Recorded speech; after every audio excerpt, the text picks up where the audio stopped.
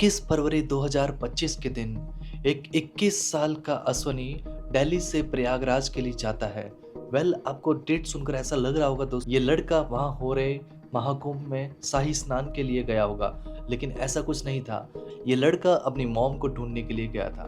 दरअसल थोड़े कुछ दिनों पहले उसके मदर और फादर प्रयागराज के लिए गए थे कुंभ में शाही स्नान करने के लिए। कुंभ में शाही स्नान करने के बाद उसकी मॉम कभी वापस लौटी ही नहीं थी। अश्विनी के फादर ने फोन करके बताया अश्विनी को कि उसकी मदर लापता है और उसकी मदर मिल नहीं रही है, जिसकी वजह से अश्विनी को टेंशन हुई और अश्विनी सोच में पड़ गया कि उसके मदर और फादर तो सही सलामत गए थे। आखिर ऐसा क्या हो गया जिसकी वजह से उसकी मदर खो ही गई है, जिसकी वजह से अश्विनी ने दिल्ली से प्रयागराज की फ्लाइट पकड़ी और वो सीधा प्रयागराज में आ गया। क्योंकि दोस्तों, महाकुंभ कितनी बड़ी घटना है ये सब लोग जानते हैं, और महाकुंभ में अपने आप को सुरक्षित करना ये भी बहुत बड़ी बात है। 18 फरवरी 2025 के दिन अश्विनी के फादर ने अश्विनी और उसके भाइयों को फोन करके कहा कि उसकी मदर खो गई है, उसकी मदर का कहीं अता पता भी नहीं है। उसके बाद उसके फादर दिल्ली लौट गए। जैसे ही अश्विनी को पता चला उसकी मदर खो गई है, वो दिल्ली से डायरेक्ट प्रयागराज आया और उसने सब चीज़ें ढूंढना चालू की। उसके बाद उसने अपने पिता की जो बात सुनी, तो उसे अपने पिता की बात पे शक हुआ। उसे अपने पिता की बात पर विश्वास ही नहीं हुआ कि उसकी मदर खो सकती है ऐसी कंडीशन में भी, क्योंकि अश्विनी सोच रहा था कि उसकी मदर किसी भगदड़ में खो गई होगी। क्या सच में अश्विनी की मदर खो गई थी या फिर उसका मर्डर हुआ था?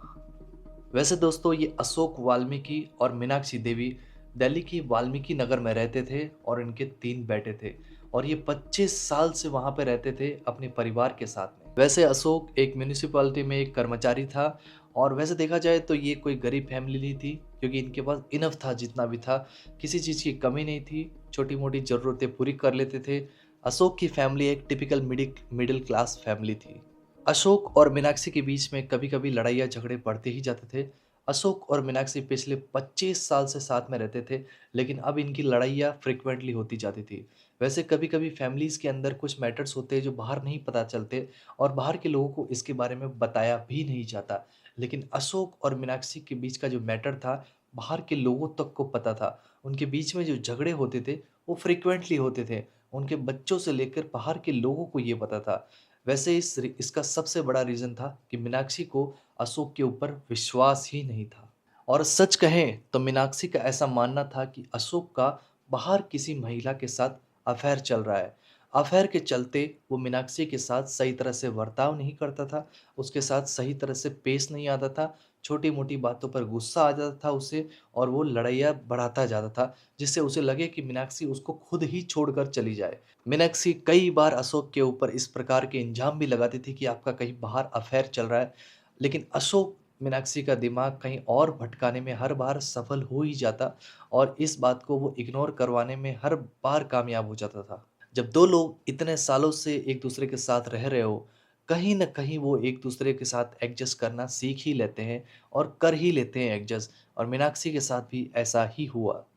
अशोक और मीनाक्षी के बीच में जो झगड़े थे, वो लगातार होते थे। लेकिन ऐसा भी नहीं है कि इनके जो झगड़े थे, रोज़ होते रहते थे, ऐसा नहीं है दोस्तों।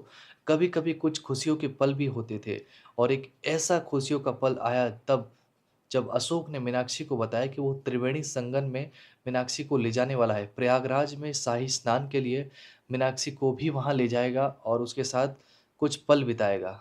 मीनाक्षी इस बात को सुनकर बहुत ही ज़्यादा खुश हो गई, क्योंकि एक तो बहुत ही बड़ी भक्त थी, और किसी भी हिंदू फैमिलीज़ के लिए वहाँ पे जाना, त्रिवेणी संगम का आनंद लेना बहुत बड़ी बात है, और वो भी इतने साल में बाद होने वाले महाकुंभ के मेले में जाना बहुत ही बड़ी बात है। अशोक और मीनाक्षी ने उसी दिन त्रिवेणी में संगम में जाकर डुबकी लगाई थी, और वहाँ पे कुछ फ़ोटोज़ भी खींची थी, अपनी सेल्फ़ीज़ भी ली थी, और अशोक ने यहाँ तक कि छोटा-सा वीडियो भी बनाया था मीनाक्षी के साथ में। और मीनाक्षी को भी बहुत खुशी हो रही थी, क्योंकि अशोक का ये उसने नज़ारा बहुत टाइम से नहीं देखा था। उसके साथ खुश रहे, ये उसे बहुत कम देखने को मिलता था। और फिर बाद में अशोक और मीनाक्षी होटल की तलाश में चले गए। दोस्तों, होटल वहाँ पे बहुत सारी होटलें थी, लेकिन त्रिवेणी संगम से दूर कुछ होटलें ऐसी भी थी जो होटल जैसी दिखती नहीं थी। ऐसे मकान मालिकों ने ही वहाँ पे होटल की तरह उसे बना दिया था। ऐसी होटलें थी जहाँ पे आईडी कार्ड्स नहीं माँगे जाते थे, डायरेक्ट रूम दे दिया जाता था, ओनली पैसों के लिए। ऐसे होटल्स अशोक और मीनाक्षी को चाहिए थे, जहाँ पे वो रह सके और अशोक ऐसे ही होटल की तलाश में था, जहाँ पे उसका आईडी कार्ड ना लिया जाए।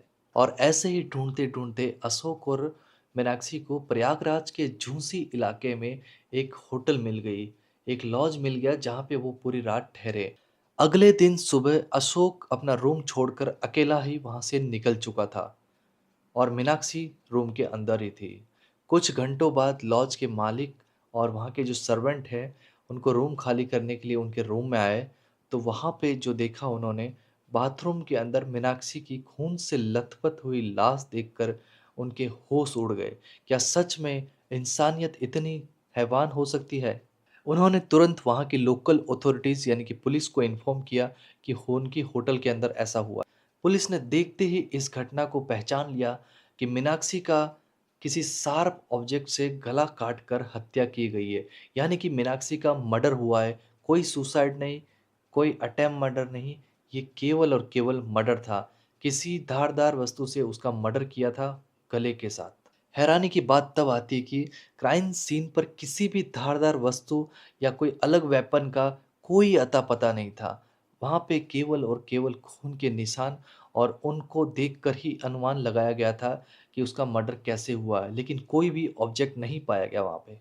होटल के मालिक को इतना पता था कि प्रयागराज में शाही स्नान करने के लिए जो कुंभ में घूमने के लिए आए थे दंपति, वो ये थे और उनके बारे में और कोई जानकारी नहीं थी, क्योंकि उन्होंने ऑलरेडी कोई डॉक्यूमेंट नहीं लिया था, अपने घर को ही होटल बना रखा था और कोई लीगल चीज़ें नहीं की थी, जिसकी वजह से उनके पास जानकारियाँ ही नहीं थी।